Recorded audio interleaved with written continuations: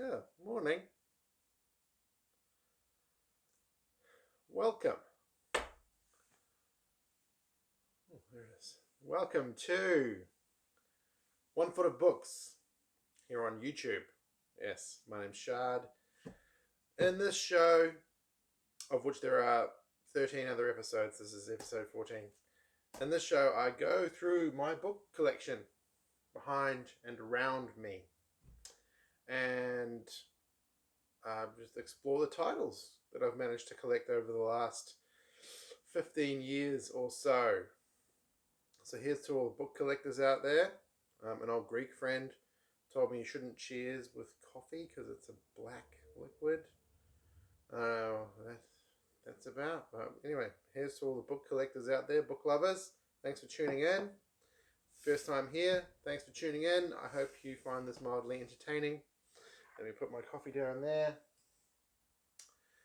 And got this coffee here. Ooh, first coffee of the day. It is, I'm coming at you from the Blue Mountains, just outside of Sydney, Australia. Winter is here. Winter has come. And it's a bit chilly.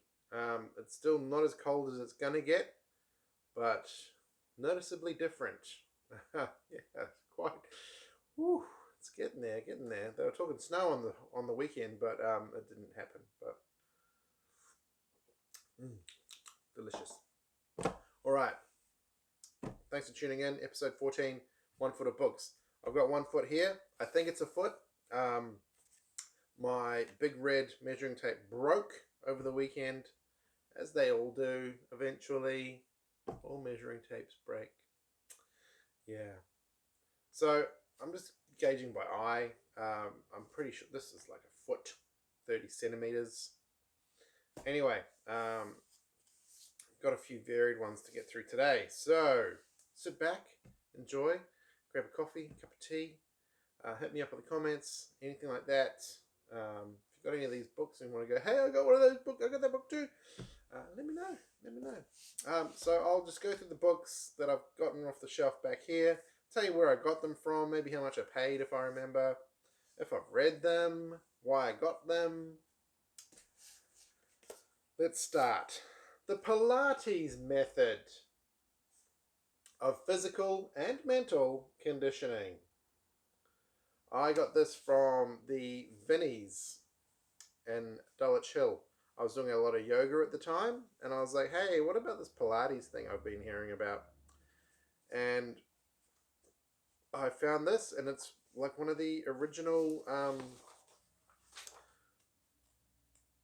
well, it's pretty much, it's a 1980s edition of like the OG kind of Pilates stuff that came out. I haven't done a lot of Pilates. I've done a lot of yoga.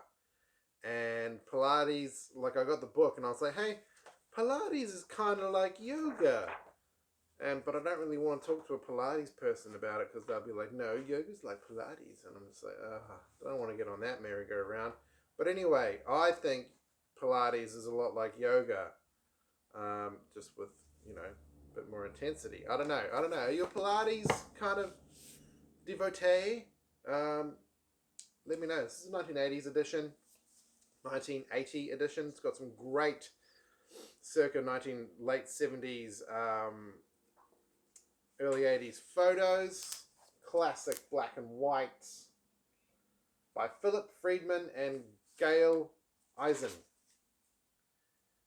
I've used this book on occasion to complement my yoga practice, which has since fallen over the last couple of years. But I want to get, I keep meaning to get back into it, don't I? Back into yoga. I know how to do it, how to get back into stuff. You just got to start doing it. Hardest part is getting on the mat. Am I right? Yeah. But I'll get there. The original exercise method that has been reshaping bodies and renewing lives for over 50 years. I like this edition. Like I say, I have used it. Very good descriptions and informative photographs. Shipwreck. Vinnies, $3. Got this at the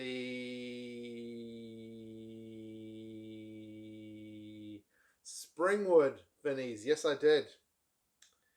Text by John Fowles. Is it the John Fowles? No.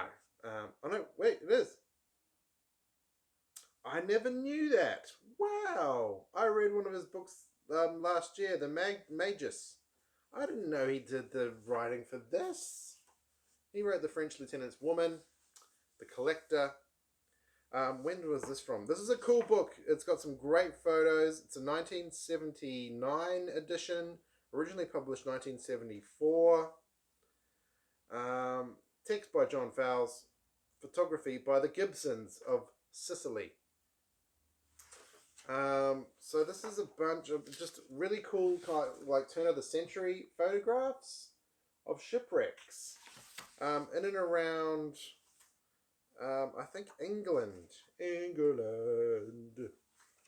or maybe Sicily. It's probably because they're from the photographs are from the Gibsons of Scilly. Yeah, some really cool photographs. I haven't read the text yet, but I think I shall because it's by John Fowles and I like his writing. I never knew that. Yeah, I like shipwrecks because, like any white man past the age of 40, I am obsessed with history and collect books on shipwrecks and hidden treasures, and I like reading about ancient history and stuff. Yay, white over 40! The Search for Solutions. I got this at the Vinnies in Dulwich Hill. Horace, Freeland, Judson. I've cut the back in my pot smoking days. I think I got this book and I was like, hey, all right, let's read this. I think I had to flip through it one time when I was stoned, and that was about it. What is this book even about? Science has several rewards, but the greatest is that it is the most interesting, difficult, pitiless, exciting, and beautiful pursuit that we have yet found. Science is our century's art. With these words, Horace Judson introduces the reader to a subject that is as engrossing as it is important, and to a book that is itself a work of art. Drawing on 400 years of scientific discovery and on revealing first-hand interviews with contemporary scientists, he sets out the foundations of our scientific knowledge and sets our universe, from the single cell to the solar system, in a new perspective. So it looks like it's kind of like the history of science. Haven't read it. Like I say, I go with Stone one night and I read a bit of it. This is from 1980. It's got a bunch of cool photos. It's got pretty pictures. Yeah, no, I haven't delved into this enough to even comment on it. Have you read this book, perhaps? Let me know what it's about. What's that book about? Reader's Digest. Vanished Civilisations. Again, as a white man over 40, I enjoy history. And got this from the Salvos in Springwood, because I live locally to Springwood. Reader's Digest had a lot of cool stuff, man. I grew up in the 80s reading this kind of stuff, these kind of books. You know, Reader's Digest, mysteries and illusions and all that kind of stuff. And I love my Vanished Civilisations. This has got a great breakdown of like at least 50 vanished civilizations. Let's have a look. It's got Pompeii, Qumran, where they found the Dead Sea Scrolls, Susa, the home of the Elamites, never heard of it, Mari, the lost city of Mesopotamia, Babylon, Persepolis, the royal capital of the Persian Empire, Carthage, Petra, Tenochtitlan, Pueblo Bonito, Ife, Africa's city of the gods. Love all this stuff, man. I think I've had to flip through it. Haven't read it cover to cover, but as for a reference book, I love having this kind of stuff in my collection. I think I paid all of $2 for that.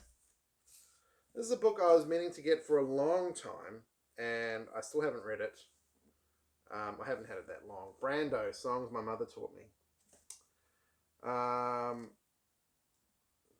There was a doco that was released a couple of years ago.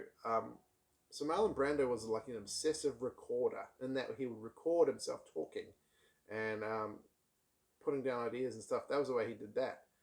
And there was a great documentary series. It was a series or a movie, all based on his recordings, and kind of like on this book too.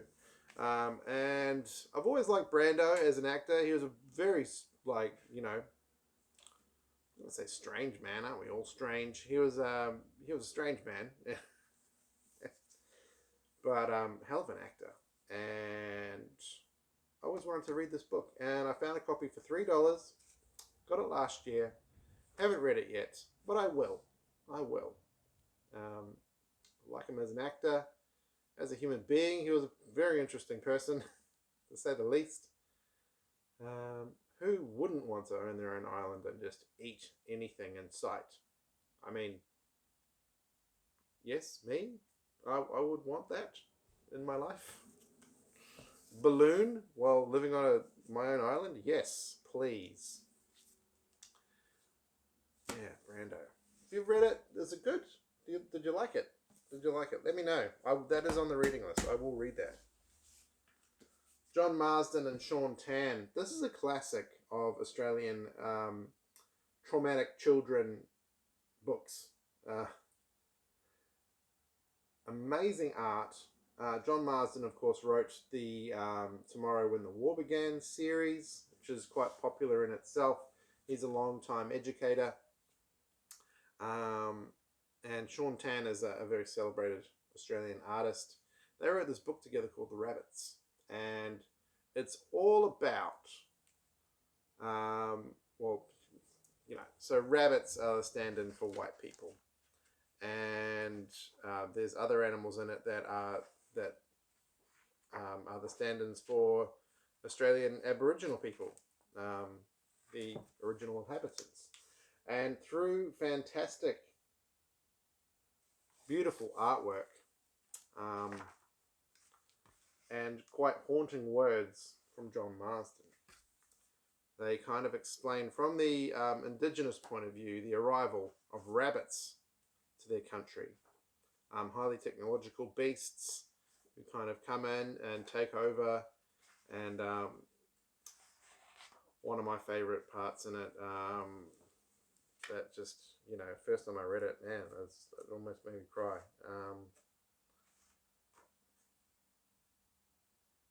This one, and stole our children. So it's a thing that white people do, especially back in the colonialist days, was they would kidnap indigenous populations' children and try to assimilate them into white culture. And they did that here. They did that almost everywhere they went, white people. And it's heartbreaking, and it kind of still goes on to a certain extent. Yes, the world over. But that's one of my favorite ones, and Stole Our Children. And yes, they did. Great book. But probably don't read it to your 4-year-old. Save it till they're a little bit older, maybe 8 or 10. It is a very harrowing book. Beautiful in its brutality. Its artwork is amazing. I highly recommend it for adults and not youngins, but children alike. Got that from my friend's bookshop in Marrickville, Urchin Books. You'll see it around though. It's around. You might not find it secondhand. I think I've seen it maybe a couple of times in a Salvo's or a Vinnie's or an op shop. But yeah, it's out there. It's out there. Marijuana Australiana. I got this from Salvo's in Marrickville. This is from 1983. Oh no, sorry, this was published 2001. And it's like a history of the marijuana legalization movement in Australia from the 70s through to the 2000s. Well, you know, late 90s. So it covers the history, part 1, 1938 to 1963, the end of legal cannabis in Australia. Part 2 is the rediscovery of cannabis in Australia, the Hunter Valley crop. Yeah, or the Hunter Valley crop. You guys heard of the Hunter Valley crop? It's a great, like, kind of pop culture history story. Apparently some guys left a little plantation going for like 20 years or something, and someone found it in the 60s, and they found this massive, like a valley full of weed. Wow, that's pretty cool. Cool book, man. I don't know, I've never seen it. You probably might be able to get it online. This one's pretty beat up, but yeah, it's probably still out there somewhere, probably on AMOK or another secondhand place. It's very lucky to find this. I grabbed it and it's been a very entertaining read. Adbusters. Another Adbusters hiding in there. When's this one from? Oh, there it is. Volume 23, number 2. Manifesto for the World Revolution, part 1. How's that going, Adbusters? Yeah, I know. I don't mean to be too cynical, but you know, it's hard not to be in this world. When is this from? I don't know. Oh, it's got a bookmark. Oh, yeah, cool. Reduce greed. Yeah. I think I got that. That's a sticker. I got that from an anarchist meetup or something like that. Stall. Yeah. Cool. I like a bit of Adbusters. I don't know where I got this from. Sorry, people out there. The Gaia Atlas of Planet Management. I do love these kind of Gaia things. General editor Norman Meyers. This came out 1985. So it's probably a bit dated now, but it's probably still got a whole heap of awesome information in it. So it's all about this is no ordinary atlas. It maps and analyzes a living planet at a critical point in its history, as one species, our own, threatens to disrupt and exhaust its life support systems. It charts the growing divisions of the human family, and it proposes that we have the chance to redirect our course and become caretakers of our future. Oh, 1985. Yes, they're still talking about that stuff. So, but yeah, it's got heaps of cool illustrations. Great atlas. Great reference book. Where did I get this from? I got this from my friend's dead uncle's collection. So I got it for free, and yeah.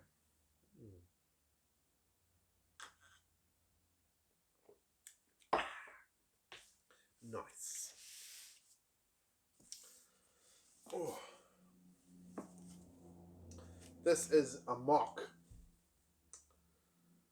Fifth Dispatch. So it's I think it's the 5th edition of like a AMOK magazine.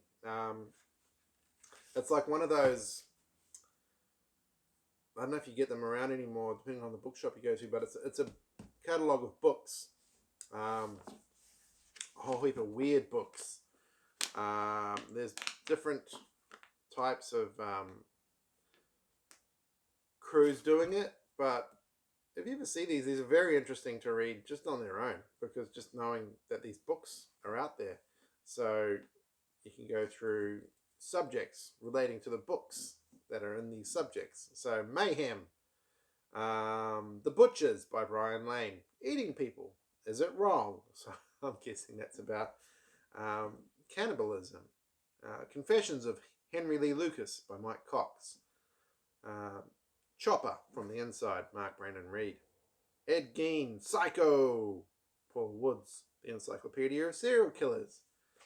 That's in Mayhem. There's a section on burrows. There's a section on orgone. There's a section on red. What's red? JFK. Yeah, but there's literally thousands of books in here that have been published and are probably still out there, and you could probably find them, and they're very, very weird and specific. And yeah, I love it when I find books like this that catalog them all. I don't know if they'd be on the net. I don't know. Maybe I need to buy. I don't know if there's any information out there on them. Anyway, I got this from my friend's Dead Uncle's collection. It cost $57 originally. When did this come out? It can't be too old. Year 2000. So pretty old. 23 years old now. Here's a couple. The complete Crumb books. What have I got?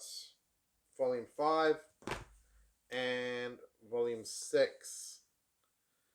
I love me a bit of Crumb. I love his style. I love his I'll have to read these again, man. I love it. Love Robert Crumb. Is he still alive? I think he is. Yeah. There's lots of editions of all his collected stuff around, and I think these are from, when are these from? Doesn't tell me which comic books they come from per se, but it is published by Fantagraphics Books. Can find them around online. You'd be able to find them a lot easier. If you're kind of shopping around in op shops for Robert Crumb books, good luck. You might get lucky every couple of years, but it's hard to find Crumb books, at least in op shops. Secondhand bookshops, you'll have better luck, but op shops, very tough to find Crumb stuff. Speaking of stuff that's very hard to find, I found this in an op shop.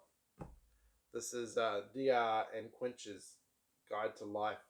It is a trade paperback collection of a series that Alan Moore and Alan Davis did in 2000 AD, back in the 80s. Mint condition.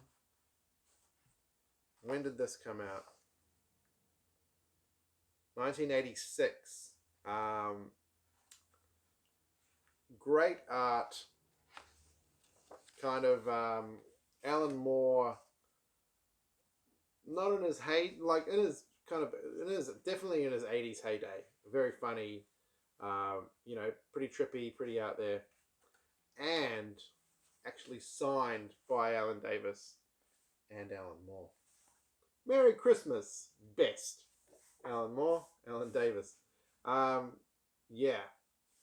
picked that up for like $1 at Salvo's in Marrickville.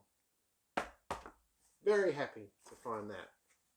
I'll be looking after that. That's going to be like handed down to my kid, I think. This is from the Salvo's in Marrickville. The best of the Realist. The Realist was a magazine. Is it still a magazine? Kind of ran in the 60s and 70s. Robert Anton Wilson, one of my favorite writers, wrote for them. This is a great collection. Edited by Paul Krassner. He died a few years ago. Very important dude in terms of like counterculture and the kind of realist movement. What else? Who else is in here that we might recognize? Alan Watts, Robert Anton Wilson,